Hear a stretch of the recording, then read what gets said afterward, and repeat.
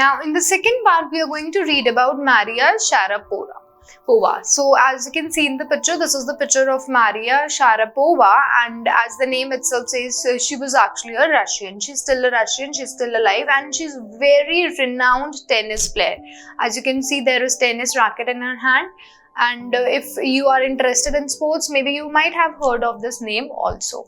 She's a very renowned face in the world of tennis. Now, when she was at a very young age, she had this interest in tennis from a very early age. And this here we see that she started even her training at an early age to reach at the top of women tennis. So she realized that her interest was completely into tennis at a very early age, and she also started developing this interest and started working hard with it. There was one thing which was very nice with her, that her parents were very supportive. Unlike Santosh Yadav, we read that her parents were not supportive and she was the one who funded her own education.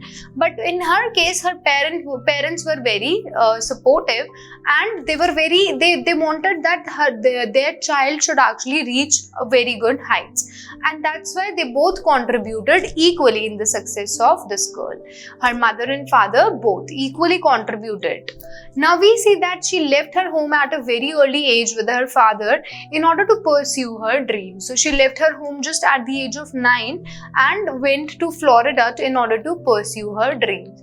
So over there, her father was also working in order to raise fund for her education, in order to raise money. So her father moved with her and was earning a lot so that she could have a better life and she could get this tennis training very easily.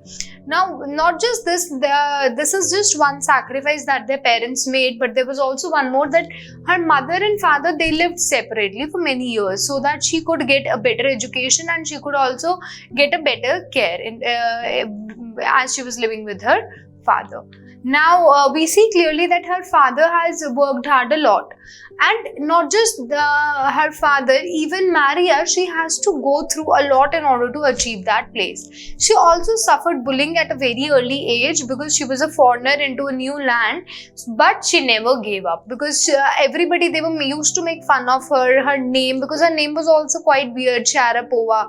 So people used to laugh at her and people used to make fun of her, but she never, all these things never bothered her, and she always was a very focused girl who focused on what she wanted to achieve. And that was her focus and determination that led to path of success. And how she got success? One by one after one, she started achieving a lot of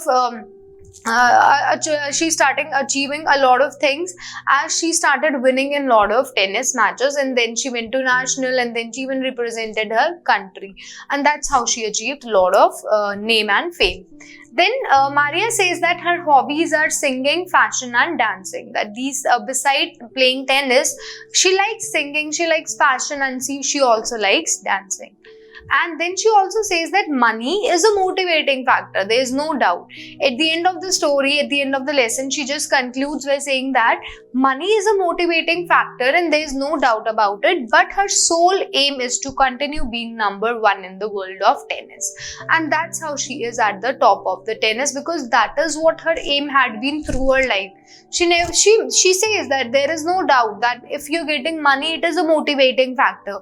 That if you're getting money, you are motivated to do better in your life. But there is something else in the world which she wanted, and that was to be at number one. And this number one, to be at number one all the time, this thing made her achieve a lot of good things in her life. Now let's jump to conclusion. Let's see what we learned from this story.